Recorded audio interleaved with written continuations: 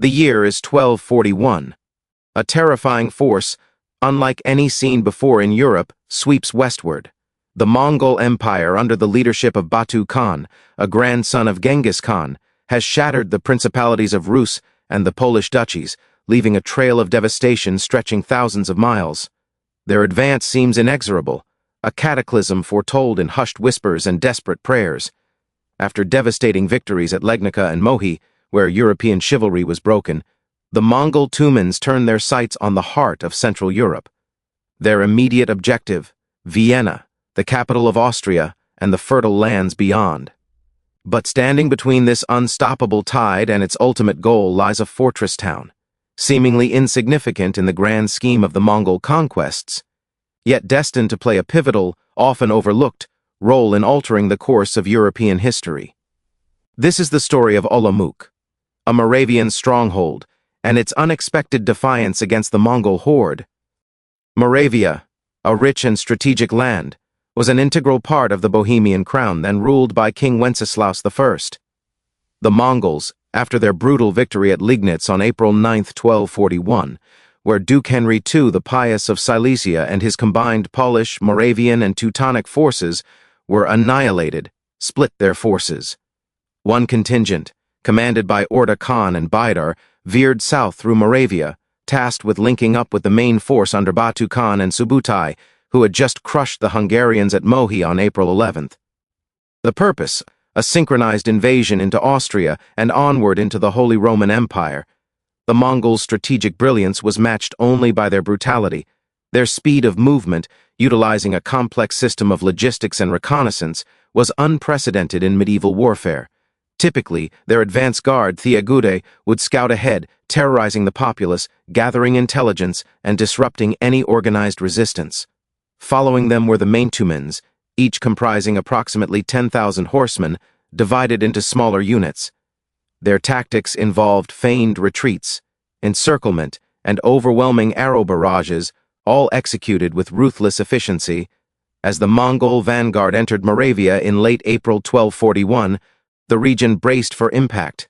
The population, already reeling from news of the eastern catastrophes, attempted to flee or seek refuge in castles and fortified towns. Olomouc, located at the confluence of the Morava River and Bystry stream, possessed natural defenses and robust fortifications. Its strategic importance was immense. It controlled key trade routes and river crossings essential for any eastward or westward movement. Though not a capital city, Olomouc was a major administrative and ecclesiastical center, boasting a powerful bishopric and a large, well-built stone castle. At the time, Olomouc was under the command of Yaroslav of Sternberg, a Moravian noble whose name would become synonymous with the city's heroic defense. Yaroslav, then a relatively young but experienced regional lord, understood the grave threat. He had likely received intelligence reports from scouts and refugees detailing the Mongol advance. He knew the traditional methods of medieval warfare, the long sieges, the use of siege engines, and the decisive battle on an open field.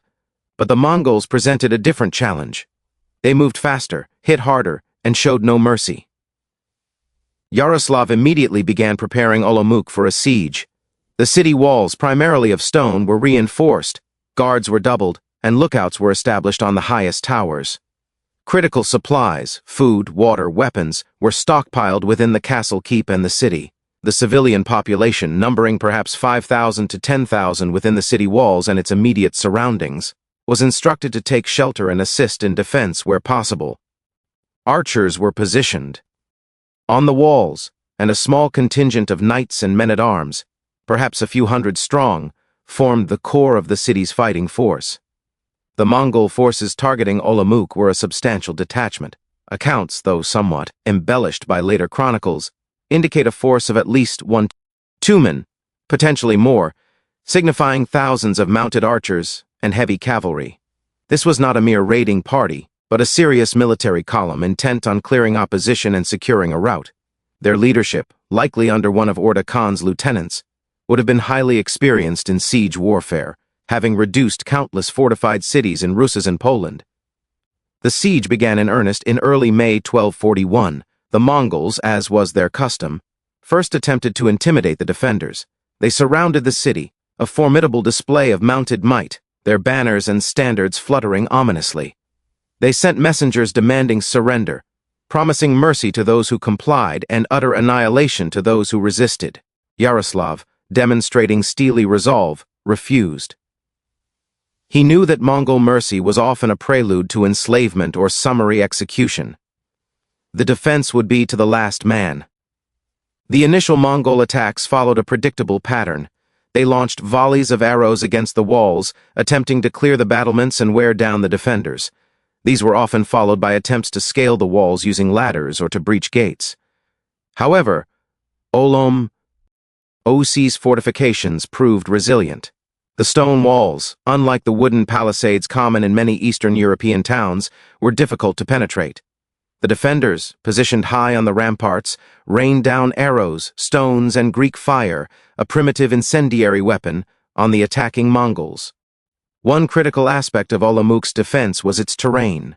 The Morava River served as a natural barrier on one side, and the surrounding marshy ground made it difficult for the Mongol cavalry to operate effectively in a direct assault. Their strength lay in open-field maneuvers and rapid encirclement, which were severely hampered by Olomouc's geographical features. This forced the Mongols into a more static, resource-intensive siege, a type of warfare they preferred to avoid when possible. Days turned into weeks. The Mongols, frustrated by the lack of swift success, intensified their attacks. They brought forth siege engines, likely catapults and trebuchets, though detailed descriptions are scarce. These machines would have hurled heavy stones and incendiary projectiles against the walls, aiming to create breaches. However, building and operating such large engines took time, and the Mongols, while adept, preferred the quicker, more mobile approach. The limited effectiveness of these siege engines against Olomouc's sturdy defenses frustrated the besiegers further. The defenders, meanwhile, were facing their own challenges. Casualties mounted and supplies, though initially high, began to dwindle. The psychological toll of constant vigilance, the roar of the Mongol war cries, and the sight of countless enemy tents surrounding their city must have been immense. Yet under Yaroslav's leadership, morale held. He frequently inspected the defenses, encouraged his men, and likely organized sorties to harass the besiegers' foraging parties, further demonstrating resilience. A pivotal moment often attributed to the siege, though its veracity is debated among historians, involves a legendary duel. According to some chronicles, a Mongol champion, a fearsome warrior, rode forth and challenged Yaroslav of Sternberg to single combat. Yaroslav, an accomplished knight, accepted.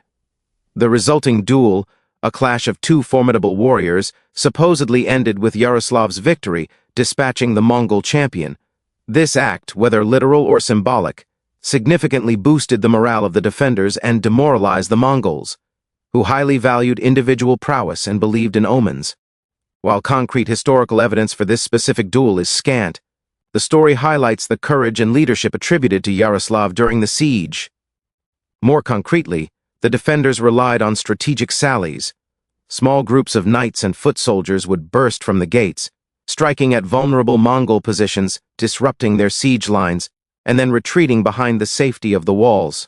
These hit-and-run tactics were costly but effective in keeping the Mongols off balance and preventing them from establishing a complete blockade or consolidating their siege works. The Mongol command structure itself might have also been a factor. While Batu Khan and Subutai were master strategists, the forces attacking Olomouc were a secondary detachment. Their commanders, while competent, might not have possessed the same level of strategic genius or authority to commit to a protracted, costly siege when their primary objective was to link up with Batu's main force for the grand invasion of Austria. Time was of the essence for the Mongols, and Olomouc was proving to be a persistent, time-consuming obstacle. Moreover, the environment in Moravia was beginning to turn against the Mongols. As May progressed, the landscape, still recovering from winter, did not offer the rich grazing lands their vast herds of horses required. Their logistics, while impressive, were stretched across thousands of miles. Resistance, though sporadic, was rising.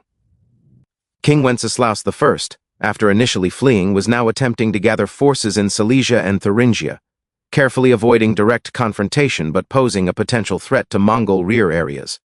Then, unexpectedly, on May 19th or 20th, 1241, the Mongol siege of Olomouc lifted.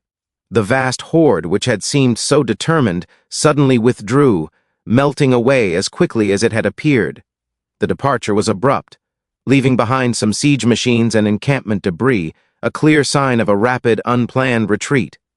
The reasons for this sudden withdrawal are multifaceted and crucial to understanding the broader Mongol campaign in Europe.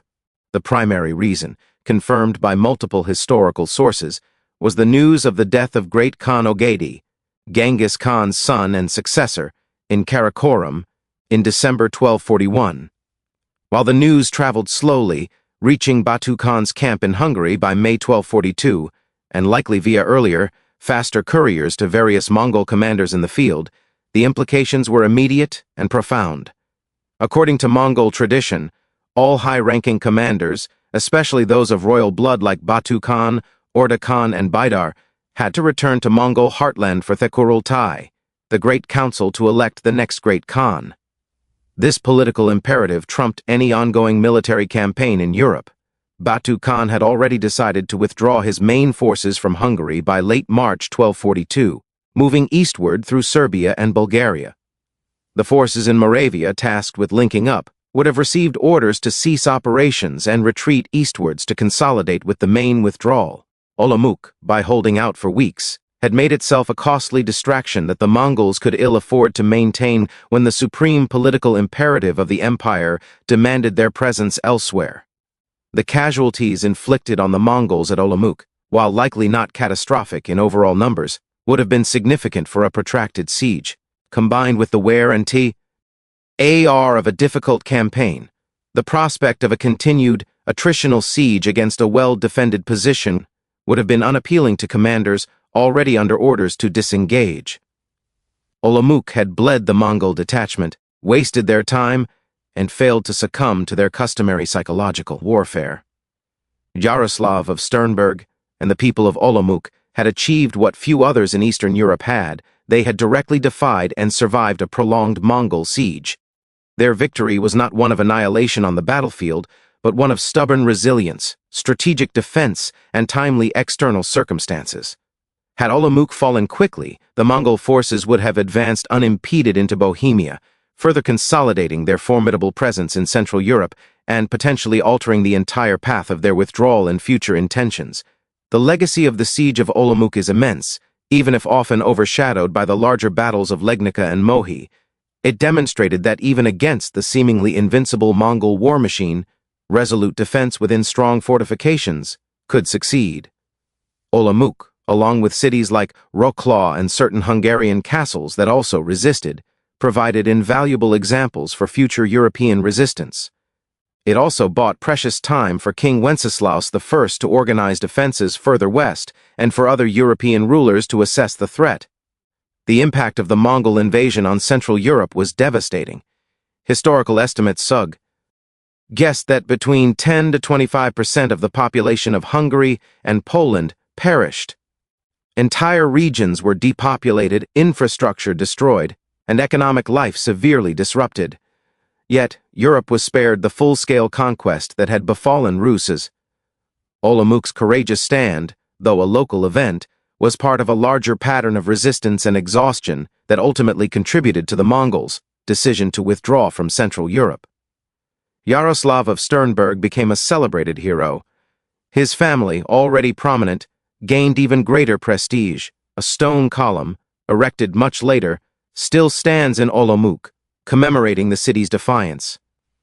The tale of the siege, often embellished, became a cornerstone of Moravian and Czech national identity, a testament to their valor against overwhelming odds. In the aftermath, King Wenceslaus I and his son, the future Ottokar II, learned crucial lessons. They initiated extensive castle-building programs and strengthened existing fortifications across Bohemia and Moravia. They understood that stone castles and walled towns were the linchpin of defense against highly mobile, siege-proficient invaders. These defensive improvements would characterize Central European military architecture for centuries. The Mongol withdrawal marked the end of their deepest penetration into Central Europe. While they would launch further raids into Poland and Hungary in the 1250s and 1280s, these were retaliatory or punitive expeditions, not full-scale incursions aimed at territorial conquest. The European heartland survived, battered, but ultimately unconquered.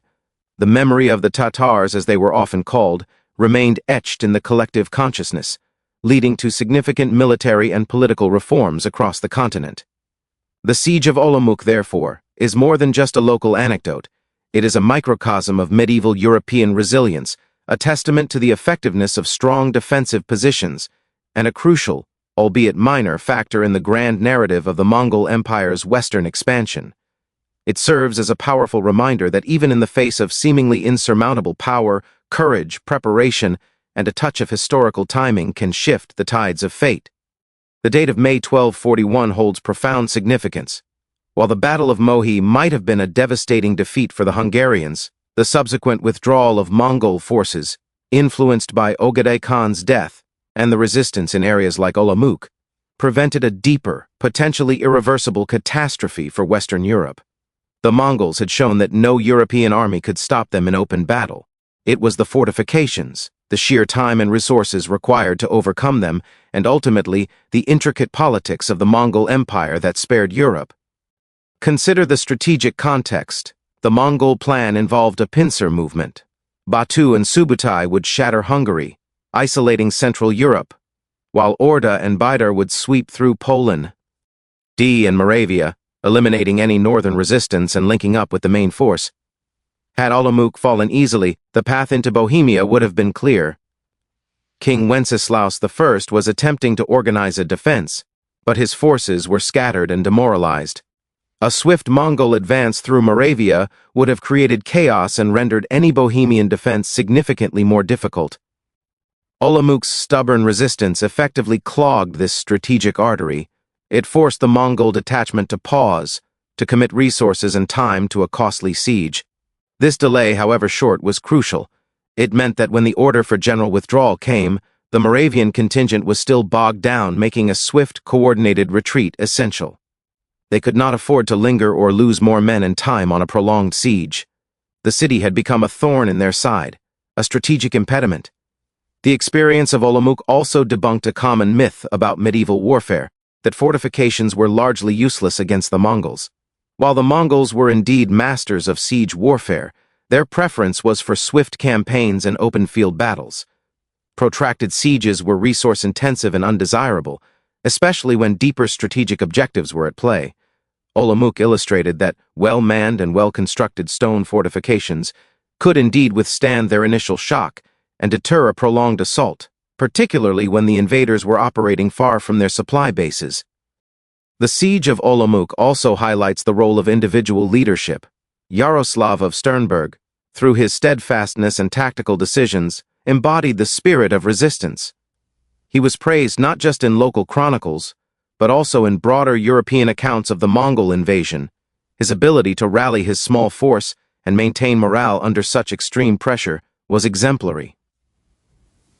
The story of Olomouc became a symbol of defiance, a ray of hope amidst the darkness of the Mongol onslaught. In conclusion, the Siege of Olomouc, a relatively localized event in the broader canvas of the Mongol invasion of Europe, played a far more significant role than often acknowledged. It was a testament to the resilience of medieval fortifications, the courage of its defenders led by Yaroslav of Sternberg, and the subtle interplay of military strategy with the internal politics of a vast empire. Its successful defiance contributed to the Mongols' strategic recalculations and hurried retreat, ensuring that the course of European history would not be irrevocably altered by a deeper Mongol conquest. Olomouc stood, and with it, Moravia, Bohemia, and ultimately, a path to Europe's uninterrupted development. A small town, perhaps, but one that stood firm when the world threatened to crumble.